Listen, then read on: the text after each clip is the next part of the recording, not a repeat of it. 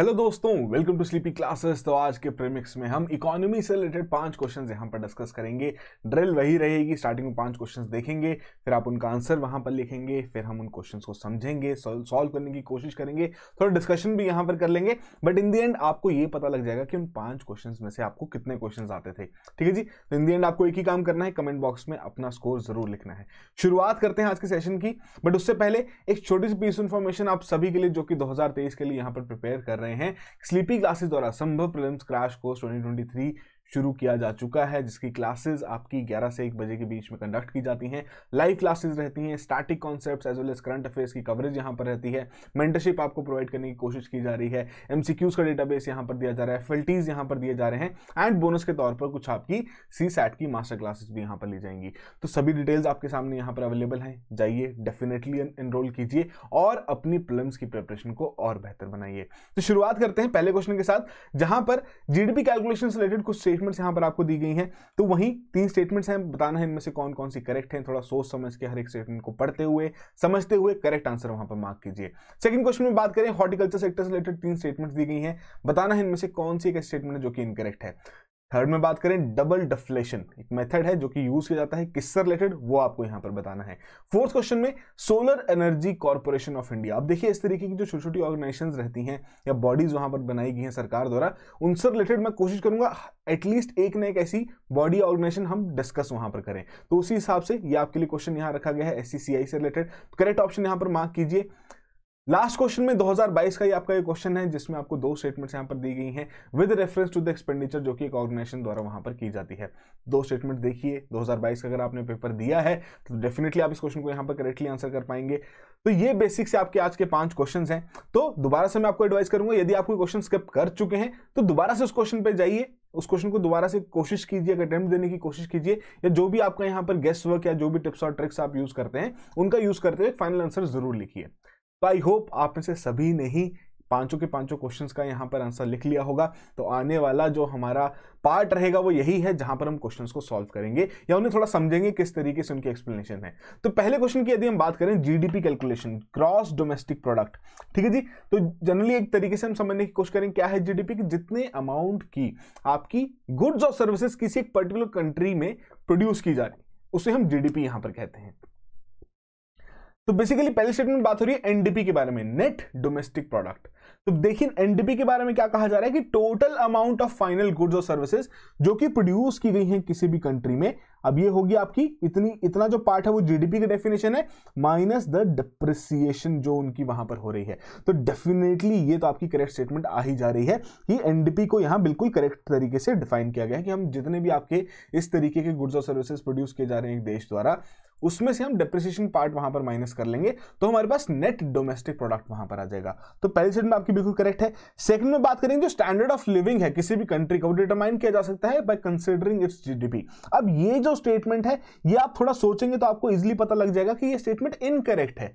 India की GDP के numbers बहुत अच्छे हैं बाकी देशों से, बट फिर भी स्टैंडर्ड ऑफ लिविंग यहां पर उन देशों से कम है। तो डेफिनेटली ये जो आपका एक क्वालिटेटिव मेजर है स्टैंडर्ड ऑफ लिविंग का, हम जीडीपी के माध्यम से उसे नहीं डिटरमाइन कर सकते किसी भी देश के लिए। तो ये स्टेटमेंट आपकी यहां पर इनकरेक्ट है। और कोड्स को यदि देखें, सेकंड स्टेटमेंट अगर यदि आप इजीली रूल आउट कर दें तो कोड्स के हिसाब से हम अपने आंसर तक इजीली पहुंच सकते हैं कि यहां पर फर्स्ट और थर्ड स्टेटमेंट करेक्ट ऑप्शन है। वहीं थर्ड स्टेटमेंट में जो बात रखी गई कंजम्पशन एक्सपेंडिचर के बारे में of both the private house holds and the government, वो डेफिनेटली आपकी जब नॉमिनल जीडीपी की कैलकुलेशन हम करते हैं तो वहां पर कंसिडर किया जाता है। पता है आपको 3 तरीके के मेथड्स वहां पर यूज किए जाते हैं, बहुत बार इनका डिस्कशन हो चुका है। तो आई होप आपने इस क्वेश्चन को करेक्टली यहां पर मार्क किया हो। वही चीज आपको यहां पर बताई गई है, क्या जीडीपी रहती है, किस तरीके का आपका इंडिकेटर है जिसके हिसाब से हम इकोनॉमिक प्रोग्रेस या डेवलपमेंट किसी भी देश की वहां पर एसेस करने की कोशिश करते हैं। परसेंटेज ग्रोथ जो रहती है आपकी GDP during a quarter consider as a standard economic growth की, जिस तरीके से क्वार्टर बाय क्वार्टर हमारा देश वहां पर ग्रो कर रहा है। एनडीपी के बारे में आपको बता दिया गया है, डेप्रिसिएशन को आप सब्ट्रैक्ट कर दीजिए, वहां पर आप एनडीपी तक वहां पर पहुंच जाएंगे। ठीक है जी। उसके अलावा किस तरीके से कैलकुलेशन की जाती है? 3 मेथड्स हैं, expenditure method, income method, production method. तो बेसिकली एक्सपेंडिचर मेथड में जो आपकी कंजम्पशन और गवर्नमेंट के जो यहाँ पर खर्चे वहां हो रहे हैं उनको भी आप यहाँ पर अकाउंट में लेते हैं जब हम जीडीपी की कैलकुलेशन वहां पर करते हैं। ठीक है जी, तो आई होप आपने इस क्वेश्चन को करेक्टली मार्क किया हो। अगले क्वेश्चन की ओर बढ़ते हैं जहां पर हॉर्टिकल्चर सेक्टर से रिलेटेड कुछ स्टेटमेंट्स दी गई हैं। ठीक है, इस तरीके के क्वेश्चन यूपीएससी पूछ रहा है, स्टेट पीसीएस भी ऐसे क्वेश्चन वहां पर आपसे पूछ रहे हैं। तो कुछ स्टेटमेंट्स थी, आइए देखते हैं क्या कह रहे हैं। पहली स्टेटमेंट कह रहे हैं कि जो आपका MIDH mission for integrated development of horticulture, एक बहुत ही अम्ब्रेला स्कीम यहां पर लॉन्च की गई थी, एक अम्ब्रेला इनिशिएटिव यहां पर सरकार द्वारा लॉन्च किया गया था, बट वो आपका सेंटर सेक्टर स्कीम नहीं है, वो आपकी सेंट्रली स्पॉन्सर्ड स्कीम है। तो पहली ही स्टेटमेंट आपकी यहां पर इनकरेक्ट है। उसके अलावा सेकंड लार्जेस्ट प्रोड्यूसर है हॉर्टिकल्चर क्रॉप्स का ग्लोबली, डायरेक्टली फैक्ट बेस्ड चीज आपसे पूछ ली गई है। यदि आपको फर्स्ट स्टेटमेंट के बारे में पता नहीं होगा तो आपको ऐसे फैक्ट्स भी वहां पर याद रखने पड़ेंगे, तभी आप ऐसे क्वेश्चंस सॉल्व कर पाएंगे, और ऐसे फैक्ट्स आपके मेंस में भी काफी काम आते हैं। तो सेकंड स्टेटमेंट यहां पर आपकी करेक्ट है। थर्ड में बिल्कुल सही तरीके से बताया गया है कि जो आपका नेशनल हॉर्टिकल्चर बोर्ड है, स्थापना की गई थी 1984 में on the recommendations of a group, जो कि डॉक्टर MS स्वामीनाथन द्वारा वहां पर लीड किया गया था। तो यहां पर आपकी फर्स्ट स्टेटमेंट इनकरेक्ट है। इनकरेक्ट स्टेटमेंट ही आपको यहां पर पॉइंट आउट करने के लिए कहा गया है, उसके हिसाब से ए ऑप्शन हमारी यहां करेक्ट ऑप्शन है। तो वही चीज आपको एक बेसिक सी फैक्ट्स की लिस्ट यहां पर दे दी गई है जो कि इंपॉर्टेंट रहते हैं आपके प्रीलिम्स पॉइंट ऑफ व्यू से भी, आपके मेंस पॉइंट ऑफ व्यू से भी आप इन फैक्ट्स को यूज कर सकते हैं। हॉर्टिकल्चर क्या है, क्या क्या चीजें इसमें इंक्लूड की जाती हैं, किस प्रकार का कंट्रीब्यूशन है हॉर्टिकल्चर सेक्टर का ही एग्रीकल्चर पूरे सेगमेंट में 33% की कंट्रीब्यूशन रहती है यहाँ पर एग्रीकल्चर जीवी के, अगर हम कैलकुलेशन वहां पर करें, these crops account for around 37% of the total exports, जो कि एग्रीकल्चर कमोडिटीज का यहाँ पर इंडिया द्वारा किया जा रहा है। और इस प्रकार की जो भी आपकी एग्रीकल्चर क्रॉप्स हैं, हम सेकंड लार्जेस्ट प्रोड्यूसर हैं ग्लोबली। इंपॉर्टेंट फैक्ट्स हैं, डेफिनेटली अपने नोट्स में कंपाइल कर लीजिएगा। फिर वही NHB से रिलेटेड यहां पर बात की गई थी कि बेसिकली इसके आपके जो स्थापना थी 1994 में की गई थी कि डॉक्टर MS स्वामीनाथन द्वारा एक ग्रुप वहां पर तैयार किया गया था, उसको वो हेड कर रहे थे।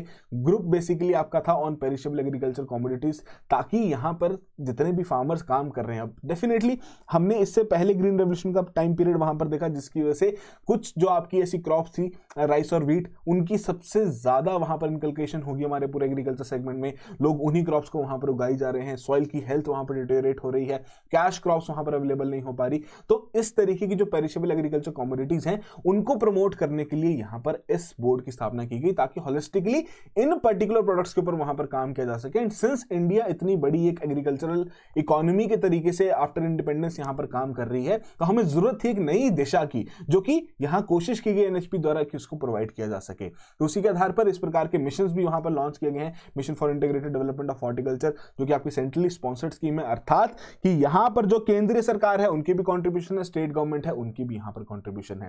ठीक है जी, तो डेफिनेटली ऐसी स्कीम्स को भी थोड़ा रिवाइज करते रहा कीजिए। करंट अफेयर्स में ऐसी चीजें वहां पर पूछ ली जाती हैं, आपको ऐसे क्वेश्चंस वहां पर पूछे जा सकते हैं। यहां पर आपका ऑब्जेक्टिव हमारा यहां क्या है, आपको इस तरीके के क्वेश्चंस को डिस्कस करने का, ताकि आपको आइडिया लगे कि हाँ जी यही टॉपिक्स भी हैं जिन्हें आपको मिस आउट नहीं करना है, इनसे रिलेटेड भी इंफॉर्मेशन आपको वहां पर गेन करनी है। और जो हमारा करंट अफेयर्स का कोर्स है वहां पर हम ऐसे टॉपिक्स तो डिस्कस करते ही रहते हैं। तो आई होप आपने इस क्वेश्चन को यहां पर करेक्टली मार्क किया हो। थर्ड क्वेश्चन देखते हैं, डबल डिफ्लेशन। थोड़ा सा यहाँ पर एरर है, मेथड भी अगर यूज कर लेते तो थोड़ा ज्यादा आपको क्लैरिटी आ जाती है कि क्या क्वेश्चन की डिमांड है। ठीक है जी, डबल डिफ्लेशन जो मेथड है, it is used in the context of, 4 option दी गई थी, calculating the trend price rise in an economy, जिसे हम इन्फ्लेशन को भी वहां पर कहते हैं। तो इसलिए आप कह सकते हैं कि जी नहीं, वो तो इन्फ्लेशन से रिलेटेड है, अगर प्राइस राइज हो रहा है तो इन्फ्लेशन की हम बात करेंगे, डबल डिफ्लेशन का उसमें क्या रोल है। सेकंड में बात हो रही है estimating real value of an industry. Third में कह रहे हैं calculating the trend of exports imports in an economy, estimating the optimum amount of foreign exchange required by a country. तो बेसिकली जो डबल डिफ्लेशन का जो ये कॉन्सेप्ट है या जो मेथड है, ये बेसिकली जब भी हम किसी इंडस्ट्री की जो रियल वैल्यू एडेड वहां पर हुई है उसका एस्टिमेट निकालने में इस पर्टिकुलर मेथड को वहां पर यूज करते हैं। अब बेसिकली ये जो बाकी देश हैं, यूके यूएस जैसे, वहां पर इस मेथड का बहुत ज्यादा यूज किया जाता है। इंडिया में ऐसे अभी इसका यूज नहीं किया जा रहा, क्योंकि हमारा जो डेटा है बेस ईयर है काफी पुराना, उस तरीके का वहां रखा गया है। बट फिर भी काफी बार इससे रिलेटेड कुछ ना कुछ न्यूज आइटम्स वहां पर आती रहती हैं। 3 से 4 साल पहले तो काफी ज्यादा इससे रिलेटेड डिबेट्स भी वहां पर चल रही थी। IMF इंडिया से क्लैरिफिकेशन वहां पर मांग रही थी कि क्या हम डबल डिफ्लेशन मेथड वहां पर यूज करें, तो हमने कहा था इंडिया ने कि जी नहीं, हम इस मेथड को यहां पर यूज नहीं कर रहे। तो सिंपल सी बात क्या है कि आपको पता है जीवीए किस तरीके से वहां पर कैलकुलेट किया जाता है। ठीक है जी, GVA it is the difference between the output and the intermediate consumption, कि बेसिकली हम यदि चाहते हैं कि एक पर्टिकुलर इंडस्ट्री के द्वारा कितनी ग्रॉस वैल्यू एडिशन वहां पर की गई है, तो उसके द्वारा जो वहां पर रॉ मटेरियल यूज किया गया है उसकी जो वैल्यू वहां पर रहेगी, और फाइनली जो प्रोडक्ट उस इंडस्ट्री द्वारा वहां पर तैयार किया गया है उस रॉ मटेरियल को यूज करते हुए उसकी जो वैल्यू वहां पर रहेगी, दोनों को हम सब्ट्रैक्ट करेंगे, उससे हमें पता लगेगा कि इस इंडस्ट्री ने यहां पर क्या वैल्यू एडिशन की है। ठीक है जी, तो वही चीज यहां पर भी बताई गई है, बट यहां हम क्या कह रहे हैं, डबल डिफ्लेटेड जीवीओ में हम क्या कह रहे हैं कि यहां आपका जो करंट प्राइस आउटपुट है, अर्थात जो आपका प्रोडक्ट की जो फाइनल वैल्यू यहां पर आ रही है, ठीक है जी, करंट प्राइस के हिसाब से उसको हम डिफ्लेट कर रहे हैं, उसकी हम एक बेस प्राइस पे वहां पर वैल्यू कैलकुलेट करने की कोशिश कर रहे हैं, and the current price intermediate consumption जो आपका रॉ मटेरियल यहां पर यूज हो रहा है, बट किस तरीके की, वो भी आपकी डिफ्लेटेड है, इसलिए इसे हम डबल डिफ्लेटेड मेथड यहां पर कहते हैं। ठीक है जी, तो उसी तरीके से काफी ज्यादा इंडस्ट्रीज की जब हम जीबी की कैलकुलेशन करते हैं तो वहां पर इसका यूज किया जाता है, इस मेथड का वहां पर यूज किया जा सकता है, ताकि हम ये पता लगा सकें कि एक्चुअली में किस प्रकार की वैल्यू एडिशन वो इंडस्ट्री वहां पर कर रही है। ऐसा तो नहीं कि प्राइसेस वहां पर इन्फ्लेट हुए उसी की वजह से हम वो चेंजेस वहां पर देख रहे हैं, जी नहीं, हमें ये भी देखना है कि जब हम उस वैल्यू को डिफ्लेट करेंगे, उसकी वैल्यू वहां पर कम करेंगे किसी बेस ईयर को मद्देनजर रखते हुए, या किसी प्रकार से उस वैल्यू को हम एक फैक्टर के साथ जब वहां पर कंपेयर करेंगे कि हाँ जी ये पहले इस तरीके से यहां पर काम कर रहा था, तब हम एक्चुअली बता पाएंगे कि एक्चुअली में वो इंडस्ट्री वहां पर ग्रो कर रही है, वैल्यू एडिशन कर रही है, कि सिर्फ और सिर्फ इन्फ्लेशन की वजह से ही उसके नंबर्स वहां पर बढ़ते हुए दिख रहे हैं। तो ये बेसिक सा एक टॉपिक था जो कि मैं कहीं पढ़ रहा था, तो मुझे लगा कि थोड़ा इससे रिलेटेड क्वेश्चन यहां पर डाल दिया जाए। तो ज्यादा डिटेल में नहीं जाना है, बस ध्यान रखना है कि इस तरीके की जो टर्म है वो आपकी जीवीए से रिलेटेड है, डबल डिफ्लेशन, इसको इन्फ्लेशन से रिलेटेड वहां पर नहीं लेके चल जाना कि जी नहीं हम इससे इन्फ्लेशन या किसी और चीज को कैलकुलेट करें, नहीं, हम इससे जो जीवीए है वो यहां पर कैलकुलेट करने की कोशिश कर रहे हैं। ठीक है जी, फोर्थ क्वेश्चन की ओर बात करते हैं। सेकी से रिलेटेड क्वेश्चन आपको यहां पर पूछा गया था, solar energy corporation of India. तो बेसिकली ये एक सीपीएसयू है जो कि ministry of new and renewable energy के अंतर्गत वहां पर काम करती है। इसका स्थापना की गई थी, जो बेसिकली जो हमारा नेशनल सोलर मिशन यहां पर रखा गया, नंबर ऑफ कमिटमेंट्स है हमारे इंटरनेशनली कि हम इस तरीके से जो हमारी सोलर पावर है उसकी जो कैपेसिटी यहां पर इंस्टॉल की गई है उसे हम फर्दर बढ़ाते रहेंगे। 2030 2050 के हमारे टारगेट्स वहां पर रखे गए हैं, तो डेफिनेटली उसमें बहुत ही इंपॉर्टेंट और क्रूशियल रोल ये प्ले करता है। काफी ऐसी सरकार की स्कीम्स हैं, particularly ministry of new and renewable energy की स्कीम्स हैं, जिनको ये पर्टिकुलर ऑर्गेनाइजेशन, ये पर्टिकुलर पीएसयू वहां पर मॉनिटर करते हैं, उनके लिए एक तरीके से नोडल एजेंसी का वहां पर काम करते हैं। तो डेफिनेटली ये जो कंपनी आपकी एक्टिव है in the trading of solar power also from the projects, जो कि इनकी स्कीम्स के आधार पर, जो कि इनके द्वारा इंप्लीमेंट की गई है, उसके आधार पर जो प्रोजेक्ट्स वहां पर स्थापना हुई है, उनकी सोलर पावर की ट्रेडिंग वहां पर करते हैं। ठीक है जी, तीनों स्टेटमेंट्स यहां पर बिल्कुल करेक्ट थी और उसी के आधार पर डी ऑप्शन हमारा यहां पर करेक्ट ऑप्शन था। तो वही चीज अब आपको यहां पर भी समझाई गई है एक्सप्लेनेशन में, आपको एक बहुत ही शॉर्ट और क्रिस्प फॉर्मेट में कुछ नोट्स यहां पर दिए गए हैं इस ऑर्गेनाइजेशन से रिलेटेड। तो प्लीज अपने नोट्स में कंपाइल कर लीजिएगा कि सेकी कब स्थापित की गई थी, क्या ऑब्जेक्टिव था उनका, यहां पर किस तरीके से टारगेट्स वहां पर सेट किए गए थे, किस प्रकार की स्थापना की गई है, इनकॉर्पोरेशन किस तरीके से वहां पर की गई है। ठीक है जी, तो ये बेसिक सी चीजें हैं, डेफिनेटली आप इन्हें अपने नोट्स में वहां पर कंपाइल कर सकते हैं। बट साथ साथ आपको ये भी ध्यान रखना है कि सेकी का बहुत ज्यादा रोल है ministry of new and renewable energy में, कि बेसिकली जितनी भी उनके द्वारा स्कीम्स वहां पर तैयार की जाती हैं, तो उसके लिए ये नोडल एजेंसी का वहां पर काम करते हैं। ये ऐसे हर एक चीज को वहां पर मॉनिटर करते हैं कि क्या यहाँ पर स्कीम का फायदा हुआ, किस तरीके से काम कर पा रहे हैं, क्या जो टारगेट्स यहाँ स्कीम द्वारा सेट किए गए थे क्या हम उसे अचीव कर पा रहे हैं, नहीं कर पा रहे, मतलब ओवरऑल मॉनिटरिंग बेसिकली सेकी द्वारा वहां पर की जाती है। ठीक है जी, तो ये बेसिक चीज थी। और साथ ही साथ आपकी जो पावर ट्रेडिंग लाइसेंस है वो भी इस कंपनी को यहां पर दिया गया है और एक्टिव है इस पर्टिकुलर डोमेन में, जिसके तहत ये सोलर पावर को वहां पर ट्रेड कर पाते हैं। देखते हैं कहां पर किस सप्लायर को उस तरीके की वहां पर अपनी सोलर पावर वहां पर जनरेट कर रहे हैं, उसे सप्लाई करनी है। फिर वहां पर बोरोर को देखेंगे, ढूंढेंगे कि हाँ जी ये पर्टिकुलर बोरोर है, इनकी इतनी डिमांड है, इस हिसाब से इस रेट पर ये एनर्जी जो वहां प्रोड्यूस की जा रही है किसी भी एक इस प्रकार के प्रोजेक्ट द्वारा, उसे हम सप्लाई कर सकें। ठीक है, तो मतलब इस तरीके से पावर ट्रेडिंग आपकी पूरी चलती है। सो ये बेसिक्स इंफॉर्मेशन थी सेकी से रिलेटेड। लास्ट क्वेश्चन की ओर बढ़ते हैं। तो 2022 का ही क्वेश्चन है, सिंपल सी दो स्टेटमेंट्स यहां पर दी गई थी with respect to the expenditure, जो कि एक ऑर्गेनाइजेशन या फिर कंपनी द्वारा वहां पर की जाती हैं। बताना था सिंपल सी बात कि इनमें से कौन सी स्टेटमेंट्स हैं जो कि करेक्ट हैं। पहले में क्या करेंगे, acquiring new technologies is a capital expenditure.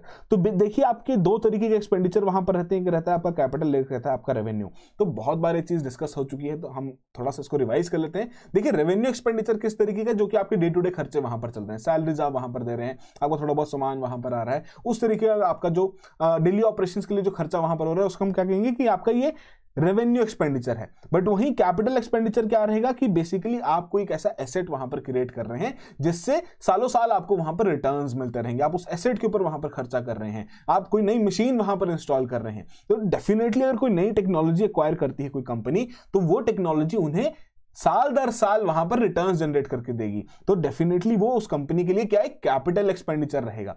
उसके अलावा अगर हम बात करें यहां पर डेट फाइनेंसिंग के बारे में, तो डेट फाइनेंसिंग एक कंपोनेंट रहता है। देखिए, दो तरीके की फाइनेंसिंग रहती है। मान लीजिए आपकी कंपनी, आप चाहते हैं कि आपको वहां से कहीं ना कहीं से पैसा इकट्ठा करना है, तो दो ऑप्शंस हैं आपके पास। या तो आप उधार ले सकते हैं जिसे हम डेट फाइनेंसिंग वहां पर कहते हैं, या फिर आप वहां पर अपने कंपनी के शेयर्स दे सकते हैं जिसे हम इक्विटी फाइनेंसिंग वहां पर कहते हैं। तो जब आप इस तरीके का उधार वहां पर ले रहे हैं, कोई रेवेन्यू वहां पर जनरेट कर रहे हैं, या उस प्रकार से आप एक्सपेंडिचर नहीं कर रहे बल्कि पैसा वहां पर इकट्ठा कर रहे हैं, तो वो आपका कैपिटल एक्सपेंडिचर तो बिल्कुल भी कंसिडर नहीं किया जाएगा। वाइल इक्विटी फाइनेंसिंग जो है वो आपकी कंसिडर की जाएगी रेवेन्यू एक्सपेंडिचर। जी नहीं, ये आपका फाइनेंसिंग का अलग है। यहां से आप पैसा इकट्ठा कर रहे हैं, आप खर्चा नहीं कर रहे हैं यहां पर, ठीक है जी। तो उसी के आधार पर जो आपकी सेकंड स्टेटमेंट है वो यहां पर इनकरेक्ट है एंड फर्स्ट स्टेटमेंट आपकी यहां करेक्ट स्टेटमेंट है। तो 2022 का क्वेश्चन था। इस तरीके के काफी कंसेप्चुअल भरे क्वेश्चन 2022 में पूछे गए थे, तो डेफिनेटली 2023 में भी आप थोड़ी उम्मीद रख सकते हैं कि यूपीएससी इन्हीं पैरामीटर्स पर वहां पर काम करेगा और ऐसे छोटे छोटे कॉन्सेप्ट से आपसे वो क्वेश्चन वहां पर पूछे जाएंगे। तो सेम आपको वहां पर एक्सप्लेनेशन दी गई है बेसिकली क्या इक्विटी फाइनेंसिंग होती है, कि इस प्रकार की आपकी डेट फाइनेंसिंग रहती है। तो डेफिनेटली इक्विटी फाइनेंसिंग में आपको क्या रहता है कि आप पैसा रेस कर लेते हैं, बट उनमें जिन लोगों से आप पैसा वहां पर रेस करेंगे उनको आप थोड़ी थोड़ी अपनी कंपनी की ओनरशिप भी देंगे, जिसके हिसाब से वो प्रॉफिट्स भी आप उनके साथ वहां पर शेयर करेंगे। डेट फाइनेंसिंग में क्या रहेगा कि आपको किसी प्रकार की ओनरशिप नहीं देनी पड़ेगी किसी को, आप उधार लेंगे, कुछ इंटरेस्ट वहां पर रहेगा जो कि आपको पे करना रहेगा, जो कि जैसे जैसे जैसे आप कंपनी ग्रो करेंगे कुछ ना कुछ वहां पर आपकी ग्रोथ होगी, उस ग्रोथ से आप थोड़ा बहुत अपना इंटरेस्ट की भी वहां पर भरपाई करते रहेंगे। तो ये बेसिक से क्वेश्चंस थे जो कि हमने आज यहां डिस्कस किए हैं। आई होप आप में से सभी ने ही बहुत अच्छे से यहां पर परफॉर्म किया हो। तो जो भी आपका स्कोर रहा है कमेंट बॉक्स में जरूर मेंशन कीजिए और इसी तरीके से रेगुलरली इस इनिशिएटिव को फॉलो करते रहिए जहां पर दिन के हम 5 क्वेश्चन डिस्कस करते हैं। इंपॉर्टेंट है आपके लिए, प्रीलिम्स के लिए बहुत इंपॉर्टेंट है कि डेली एक प्रैक्टिस बनी रहे, 5 क्वेश्चन हम देखते रहें, अलग अलग सब्जेक्ट्स के वहां पर देखते रहें, ताकि आपने यदि कोई चीज पढ़ी हुई है जिससे रिलेटेड आप क्वेश्चन यहां पर देख रहे हैं, आपका रिवीजन भी हो जाएगा। बट यदि आपने उसके बारे में नहीं पढ़ा था तो यहां पर आपकी वैल्यू एडिशन भी हो जाएगी। So that will be all the very best, have a good preparation.